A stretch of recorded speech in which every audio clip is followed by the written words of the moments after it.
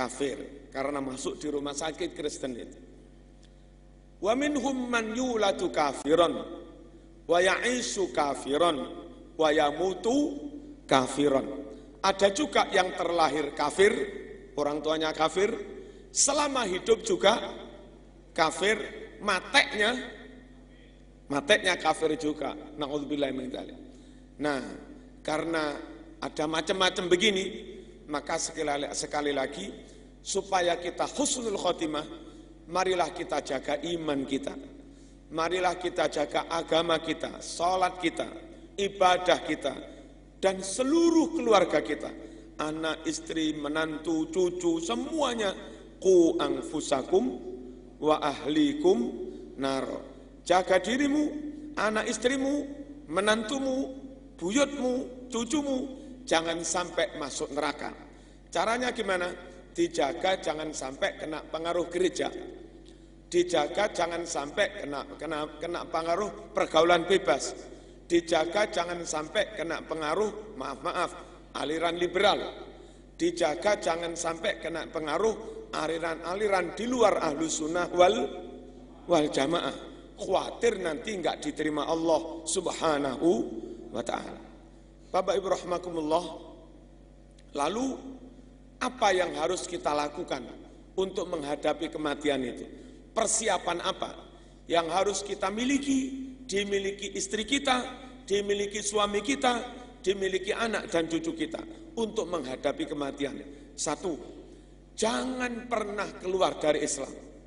Sesulit apapun, sesusah apapun, semelarat apapun, apapun resikonya, pokok tetap la ilaha illallah. Enggak boleh ditawar-tawar lagi. Apapun resikonya sudah. Dibunuh silahkan, tetap la ilaha illallah. Mending mati dibunuh, tapi tetap la ilaha illallah. Ketimbang kita enggak berani mati, akhirnya masuk Kristen, toh akhirnya juga mati juga. Ingat di kitab Qaumi Utughyan ada cerita dari Syekh Nawawi Banten kan, yang mensarai kitab Qaumi Utughyan itu. Beliau menceritakan dulu di zaman Khalifah Umar bin Abdul Aziz pernah terjadi peperangan antara tentara Islam dengan Romawi, Kristen, Itali. Usai perang, 20 tentara Muslim ditawan. Satu dari 20 tawanan tentara Muslim itu dipanggil raja, terus ditawari begini, ente tetap Islam atau masuk Kristen? Kalau tetap Islam, tak penggal leher sampean, tak potong lehermu. Kalau mau masuk Kristen, saya angkat menjadi gubernur. Orang ini kuat keyakinannya, diancam kayak apapun gak takut. Apa dia bilang? Raja, engkau bisa memotong leher saya, tapi jangan berharap bisa memotong iman saya. Silahkan, saya siap mati demi Islam. Akhirnya orang ini dibawa ke medan, ke alun-alun, disaksikan orang banyak, dipenggal del. Masih ada kesadaran beberapa detik kepala ini. Begitu kepala del jatuh,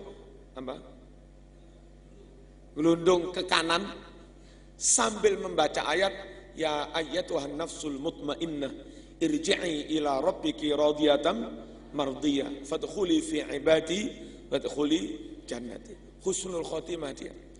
Sudah putus itu masih sempat baca ayat begitu. Wahai jiwa, wahai hati yang teguh mempertahankan keyakinan tauhidnya, mutmainnah, silahkan Anda husnul khotimah, kembali kepada Allah, masuk surga. Fadkhuli fi ibadi wadkhuli jannati. Orang yang kedua dipanggil lagi, ente seperti temanmu, kalau masuk Kristen tak jadikan gubernur, kalau tetap Islam tak penggal lehermu. Ngelihat temannya husnul khotimah, yang kedua kepingin husnul khotimah. Oh silahkan raja, silahkan potong, saya tetap Islam apapun resikonya. Bawa ke alun-alun, potong, nasibnya seperti orang yang pertama. Nah yang ketiga ini atrokat husyakawah, orang tergaris, digaris oleh Allah menjadi orang sesat, menjadi orang celaka, masuk neraka. Dipanggil oleh raja, gimana? Seperti teman sampean, kalau masuk Kristen tak jadikan gubernur. Kalau tetap Islam tak potong leher sampean. Akhirnya saya pengen jadi gubernur, pengen jadi pejabat. Oke, akhirnya dibaptis, masuk Kristen, disyahadatkan ala Kristen. Syahadat musyrik itu, wong salib kok disembah, kan musyrik. Nah, setelah dibaptis, lalu dia akan dilantik menjadi gubernur. Saat wasfah, SK mau ditulis, penetapan jadi gubernur, lalu dilantik. Si Patih, wazir, perdana menteri, usul kepada sang raja, Raja, jangan gegabah, mestinya diuji dulu, dites dulu. Jangan-jangan dia masuk Kristen ini pura-pura aja. Kristen benar apa enggak? Dites dulu. Gimana cara ngetes? Kan masih ada 17 itu tentara muslimin. Untuk membuktikan dia benar-benar Kristen, suruh dia bunuh 17 tentara muslim itu. Kalau enggak berani membunuh, berarti hatinya masih Islam. Kalau dia tega membunuh temannya, berarti benar-benar Kristen. Akhirnya disuruh begitu, mau dia. Membunuh teman-temannya itu mau. Demi ambisi jabatan gubernur, rela membunuh temannya. Kadang-kadang kita juga begitu.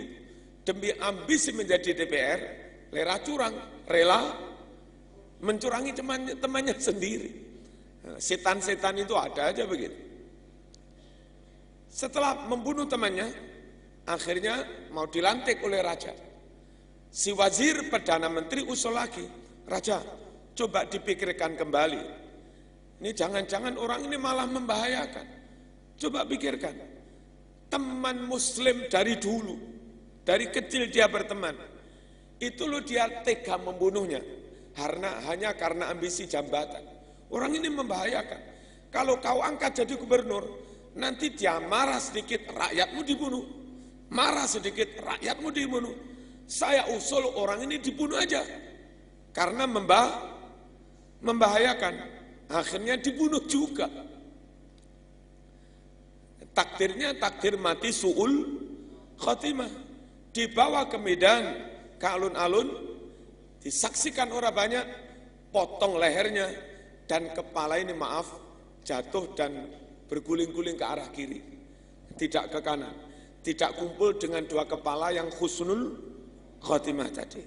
Lah begini, persiapan yang paling utama, sampai kapanpun dalam kondisi apapun, kita tetap pada prinsip la ilaha illallah. Udah, barangkali zaman kuliah di Australia di mana-mana, pengaruhnya kayak apapun, tetap pegangi itu, kalimat tauhid, la ilaha illallah. Yang kedua, tidak hanya la ilaha illallah, tapi akidahnya harus benar. Lesan sampean, Jawa Timuran, lambemu, sama lambe ini, cangkem. Lesan sampean la ilaha illallah, tapi ternyata pemahamannya, faham sampean, akidah sampean salah. Pemahaman sampean, akidah sampean bukan yang diajarkan oleh Nabi Muhammad sallallahu alaihi wasallam. Ikut paham yang sesat, ikut paham yang menyimpang. Ini juga enggak benar. Maaf, Nabi selama Nabi hidup tidak pernah mengolok-olok Abu Bakar. Tidak pernah mengkafir-kafirkan Abu Bakar. Tidak pernah memurtad-murtadkan Abu Bakar. Lalu sekarang ada golongan Syiah. Ada yang berani mengkafir-kafirkan sahabat. Termasuk mengkafir-kafirkan Abu Bakar. Mengunggul-unggulkan Ali, menghina-hina Abu Bakar, sahabat yang lain. Memuji Ali itu tidak salah. Tapi mengkafirkan Abu Bakar itu salah. Nabi enggak pernah mengajarkan begitu. Bahkan kalau boleh banding-banding, Ali menantunya Kanjeng Nabi, Utsman juga menantunya Kanjeng Nabi, malah 2 kali jadi menantunya Nabi. Sampai dapat sebutan Dunnurain, orang yang punya 2 cahaya. Abu Bakar mertuanya Nabi, Umar juga mertuanya Kanjeng Nabi. Kalau Ali dimuliakan karena menantunya Nabi, lah Utsman kan juga menantu. Kalau Ali dimuliakan karena menantunya Nabi, Abu Bakar bukan hanya menantu, malah mertua. Andai saya di depan rumah saya, lalu ada 2 tamu datang bareng. Tamu yang pertama menantu saya, tamu yang kedua mertua saya, datangnya bareng. Siapa yang dihormati lebih dulu? Mertua kan? Andai Nabi di depan pintu surga, Ali bin Abi Thalib dan Abu Bakar datang bareng di depan pintu surga. Satu menantunya, satu mertuanya. Tentu Nabi sebagai manusia yang normal ini akan menghormati lebih dulu mertuanya, Abu Bakar ini Siddiq. Begitu dihormatinya Abu Bakar, begitu dihormatinya Umar oleh Rasulullah sallallahu alaihi wasallam. Sampai-sampai dalam riwayat Imam Bukhari, riwayat Imam Muslim, ketika Nabi sakit parah, nggak bisa mengimami salat, Nabi bilang, "Ya Aisyah, muri Abu Bakrin falyusalli bin nas." Wahai Aisyah, matur kepada bapakmu Abu Bakar, suruh ngimami, saya nggak kuat. Andai Abu Bakar orang brengsek, andai Abu Bakar orang murtad, orang kafir, orang elek, ya nggak mungkinlah dipercaya Nabi suruh ganti mengimami.